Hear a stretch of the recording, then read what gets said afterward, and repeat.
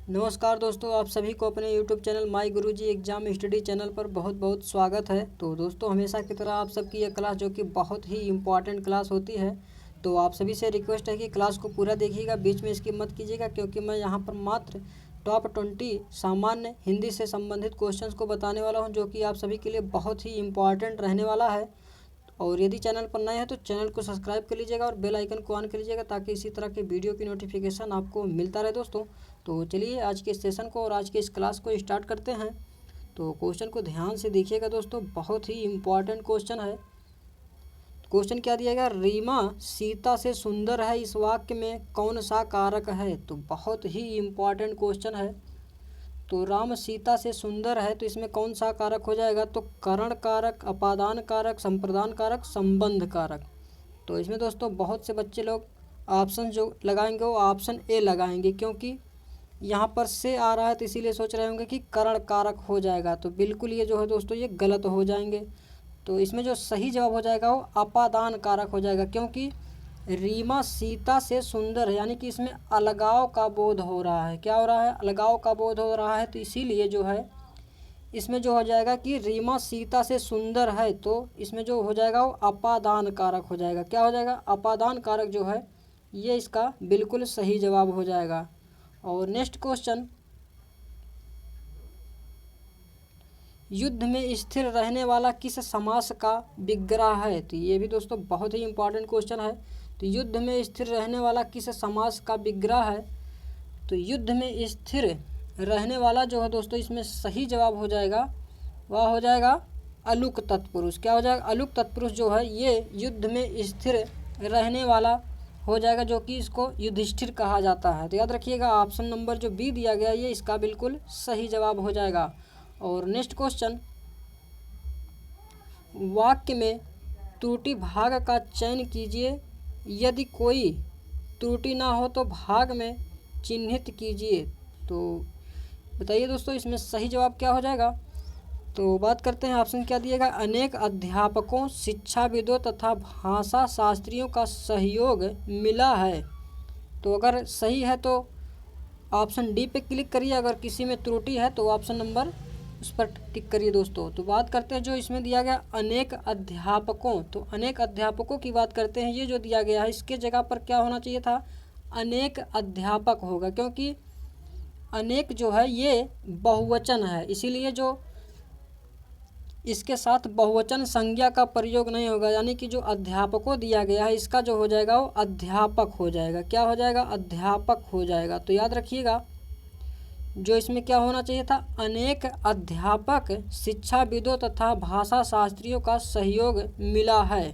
तो इस तरह से होता अगर दोस्तों तो ये सही हो जाता है। तो इसीलिए ऑप्शन नंबर जो ए दिया गया है ये इसका गलत हो जाएगा। तो याद रखिएगा ऑप्शन नंबर जो ए है इसका सही जवाब होगा। और नेक्स्ट क्वेश्चन, पत्थर का पर्यायवाची नहीं है। तो पत्थर का पर्यायवाची कौन सा नहीं है, तो आप सभी को इसमें से बताना है। तो पत्थर की बात करते हैं, पर्यायवाची क्या क्या होता है। तो पाहन होता है, उपल होता है, पाषाण होता है।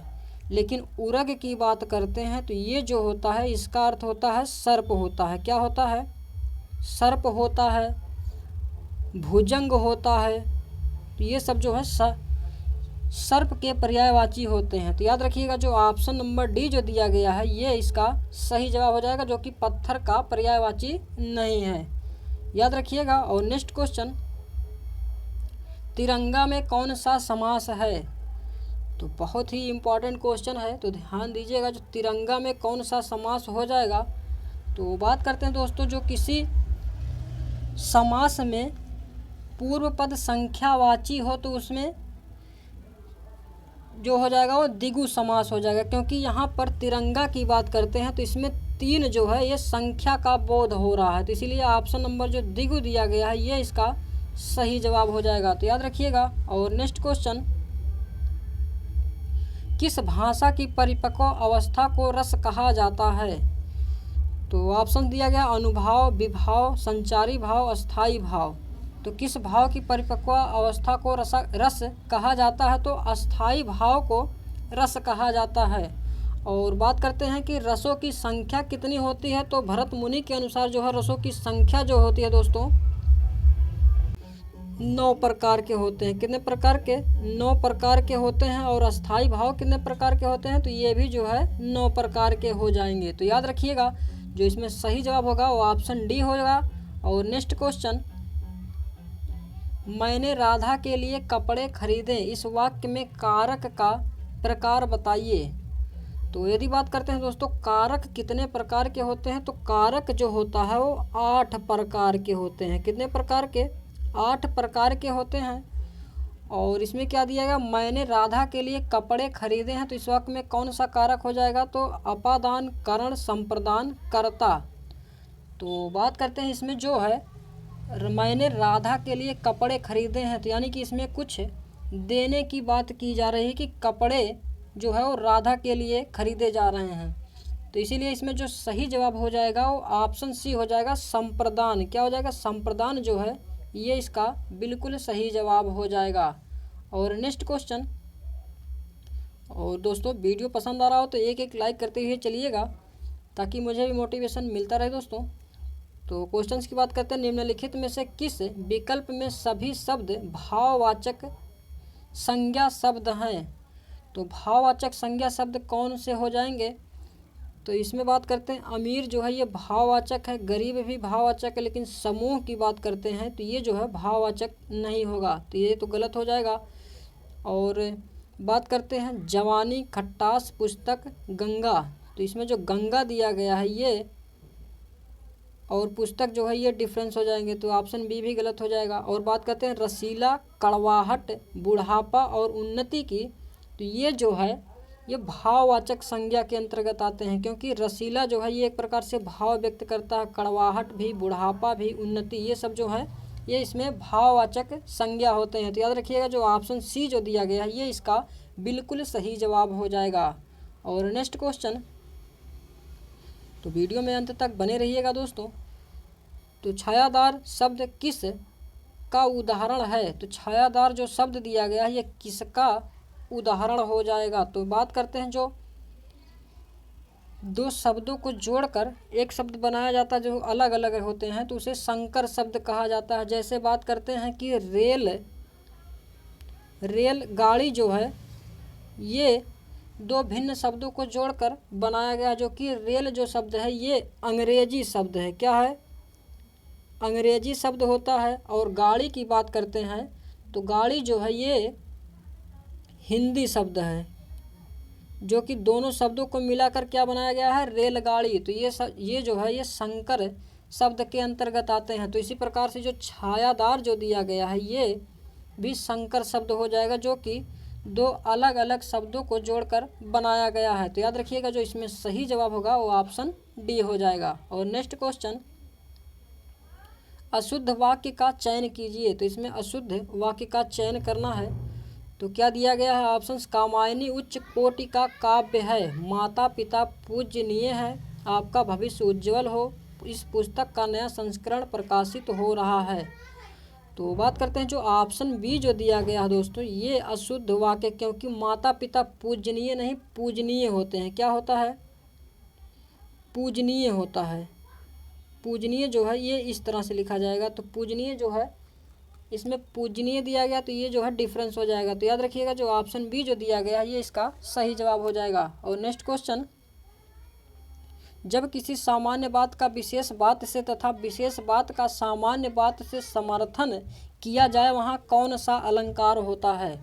तो बात करते हैं जो जब किसी सामान्य बात का विशेष बात से तथा विशेष बात का सामान्य बात से समर्थन किया जाता है तो अर्थांतरन्यास जो है अलंकार होता है। तो याद रखिएगा जो ऑप्शन सी दिया गया है ये इसका सही जवाब हो जाएगा।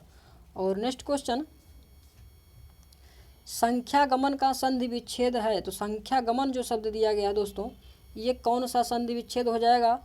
तो ऑप्शन दिया गया सखी आगमन, सखी आगमन, सखी गमन, संख्या गमन। तो संख्या गमन का जो संधि विच्छेद हो जाएगा वो सखी प्लस आगमन जो दिया गया है ये संख्या गमन का संधि विच्छेद हो जाएगा। तो याद रखिएगा। और नेक्स्ट क्वेश्चन, निम्नलिखित में से असंगत विलोम शब्द युग्म कौन सा है? तो इसमें आप सभी को असंगत विलोम शब्द बताना है।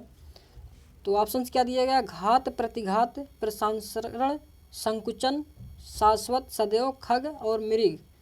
तो शाश्वत और सदैव की बात करते हैं तो इसमें जो दिया गया है, जो शाश्वत का जो शब्द होता है इसका जो हो जाएगा नश्वर होता है। क्या होता है? नश्वर।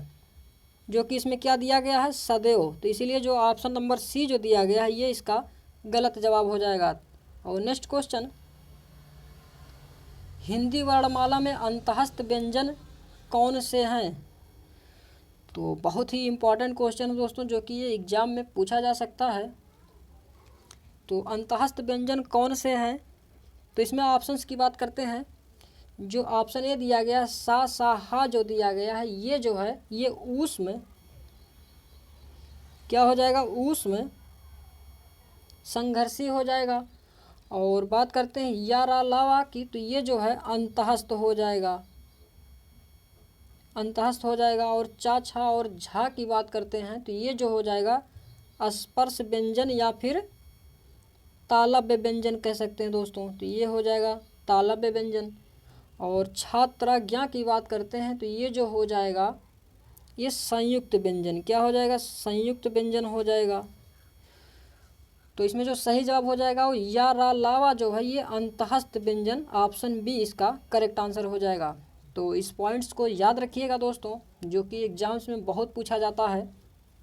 और नेक्स्ट क्वेश्चन देखिए, यदि आप अपनी और अपने परिवार की भलाई चाहते हो तो तुरंत यहाँ से चले जाओ। तो इसमें जो है दोस्तों, अगर कहीं पर त्रुटि हो तो उस पर टिक करना है, नहीं तो फिर ऑप्शन डी पर टिक करना है दोस्तों। तो देखिए इसमें गलत क्या है।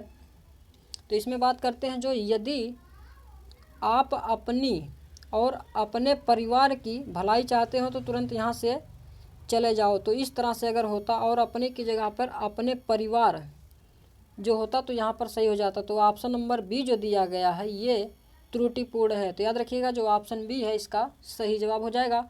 और नेक्स्ट क्वेश्चन, समान तुक वाले नगर नहीं हैं। तो समान तुक वाले नगर कौन से नहीं हैं? तो समान तुक वाले की बात करते हैं तो इलाहाबाद, फैजाबाद, जोधपुर, जयपुर, ये सब जो है ये समान तुक वाले नगर हैं। लेकिन बात करते हैं चेन्नई और मुंबई की जो है ये समान तुक वाले नगर नहीं है। तो याद रखिएगा जो ऑप्शन बी है ये इसका बिल्कुल सही जवाब हो जाएगा। और नेक्स्ट क्वेश्चन देखिए, किस विकल्प में अतुकांत शब्द है? तो इसमें कौन सा अतुकांत शब्द हो जाएगा? तो इसमें जो अतुकांत शब्द हो जाएगा वो कुदाली और हंसिया जो दिया गया है ये अतुकांत शब्द हो जाएगा। तो याद रखिएगा। और नेक्स्ट क्वेश्चन,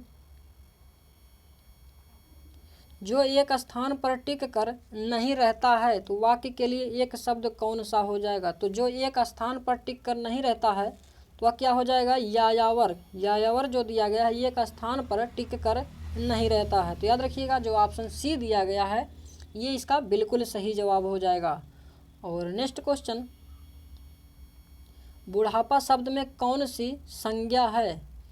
तो वेरी वेरी इंपॉर्टेंट क्वेश्चन है दोस्तों। तो बुढ़ापा शब्द में जो संज्ञा हो जाएगा वो भाववाचक संज्ञा हो जाएगा। क्या हो जाएगा? भाववाचक संज्ञा हो जाएगा। तो याद रखिएगा इसमें जो सही जवाब होगा वो ऑप्शन बी। और नेक्स्ट क्वेश्चन जो कि आज का ये लास्ट क्वेश्चन है दोस्तों, क्वेश्चन क्या दिया गया, कौन सा समूह प्रश्नवाचक सर्वनाम का है? तो इसमें जो दिया गया वह उसकी, हम, किसी, तुम, क्या, जिसे, जैसा, हमारा, कौन, किसे, कब। तो कौन, किसे, कब जो दिया गया ये प्रश्नवाचक संज्ञा दोस्तों सर्वनाम हो जाएगा। जो कि इसमें कौन, किसे, कब जो है ये एक प्रकार से प्रश्न पूछा जाता है। तो याद रखिएगा जो ऑप्शन डी है ये इसका बिल्कुल सही जवाब हो जाएगा।